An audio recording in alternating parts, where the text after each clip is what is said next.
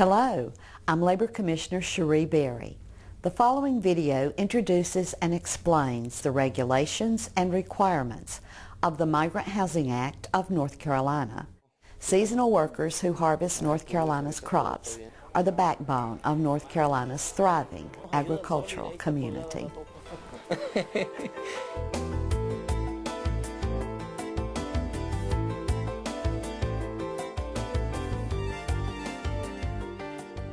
Owner-operated work camps are part of labor history. When people work physically difficult jobs and do not have ownership in the dwelling, conditions can deteriorate quickly. If the housing unit provided is substandard to begin with, this probability is increased. The Migrant Housing Act of North Carolina was ratified in 1989 by the North Carolina legislature. Every operator of a migrant labor camp housing one or more migrants must notify the North Carolina Department of Labor at least 45 days prior to housing occupancy. This is for a pre-occupancy inspection. OSHA standards will be applied, plus additional specific requirements for heat, fire safety, and kitchen sanitation. Local health departments will examine only the water quality and sewer connections at the camp. This act ensures that farm worker housing meets and exceeds federal standards. In addition, it consolidates inspection responsibility in one agency, the North Carolina Department of Labor. This video will explain particular requirements of the Migrant Housing Act, showing ways some growers in North Carolina have met those regulations. It is not a substitute for knowing the entire set of housing regulations. Those can be found online at this website. Registration can be completed in several ways. Registration forms can be obtained from the North Carolina Department of Labor, either a postal card on the Blue Book or a standard form that is mailed to you. Either form needs to be sent to the North Carolina Department of Labor at least 45 days prior to housing occupancy. You can also complete the card online using this website. Or you can contact your local county health department and register your housing. At that time, they can test your water and septic systems. If you register directly with North Carolina Department of Labor, you will still need to have your local county health department test your water and septic systems. Once your registration card is received, a housing inspector will contact you to schedule an inspection. It will take place on a day and time that is convenient for both of you. The housing site should be large enough to prevent crowding of necessary structures. It should be at least 200 feet from standing water and 500 feet from livestock facilities. The grounds around the housing should be kept clean and free from trash. The site should be adequately drained and not subject to flooding. I felt very dear to the men who were working here. They come and stay about 8 months, then go home for about 4 months, and just in all fairness, they needed a nice place to stay.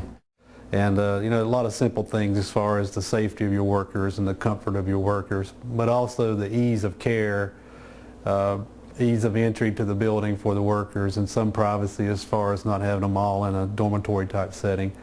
And same thing in the restroom area where there are individual shower stalls and separation between the toilets and so forth.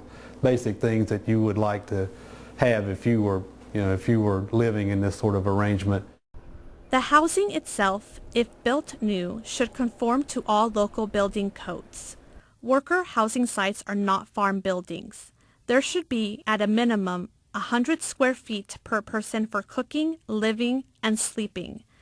It must have certain basic requirements such as solid flooring, walls, and windows with screens.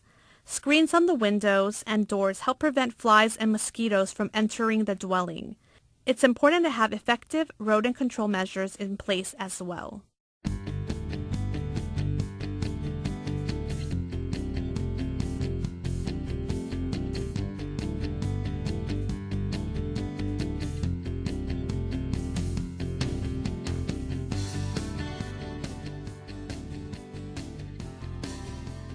The house that we have was built in 1891, but it originally began as a log cabin. In the period of years from that time, it has been built onto, but the house itself does not belong to me. It belongs to a family in Lewisburg. and the farm here belongs to them as well. So it's a very unique situation that I have, that I house migrant workers in that house, and trying to keep it up and do the upkeep to it of something that does not belong to me.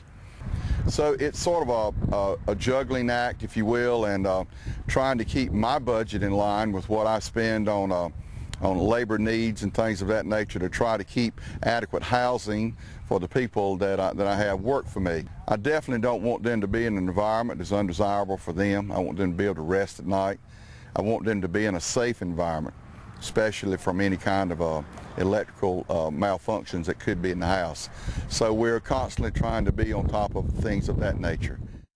Even if you're not the owner of a housing unit provided to migrant workers, you may still be responsible. According to the definition in the law, an operator is any person who owns or controls migrant housing.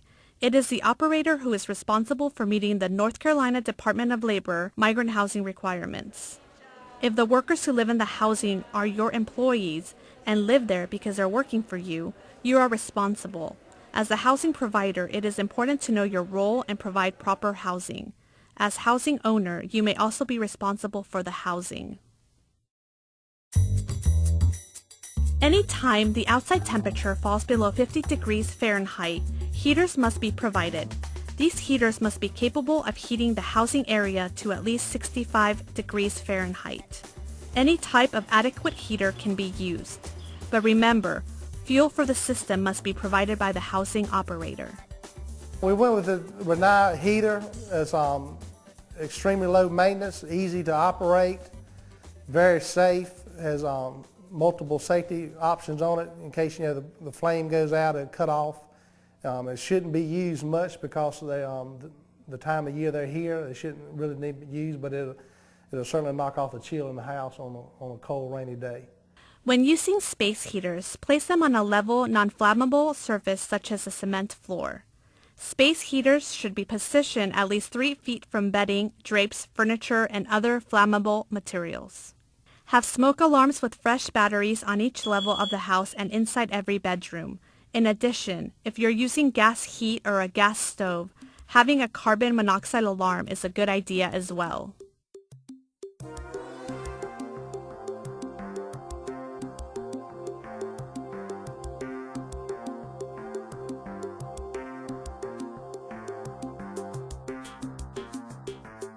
There needs to be at least one wall outlet and one ceiling light fixture in each room. Use at least 75-watt bulbs in the living quarters and kitchen. Likewise, bathrooms and service rooms require light bulbs of at least 75 watts. In the summertime, when I fixed to put the light fixtures up, instead of putting all just plain lights up, I decided to put ceiling fans. I knew this tall ceiling house and it would be cool with the trees outside. If it had some circulation, so I put fans in each room instead of just plain lights. GFCI receptacles must be provided to outlets that are outside, in bathrooms, serving countertops in kitchens, or are within 6 feet of a water source. Remember, these requirements are minimum standards. There needs to be a source of potable water available within 100 feet of the worker's housing. This source should be able to supply at least 35 gallons of water per person per day. In large facilities, drinking fountains may be needed.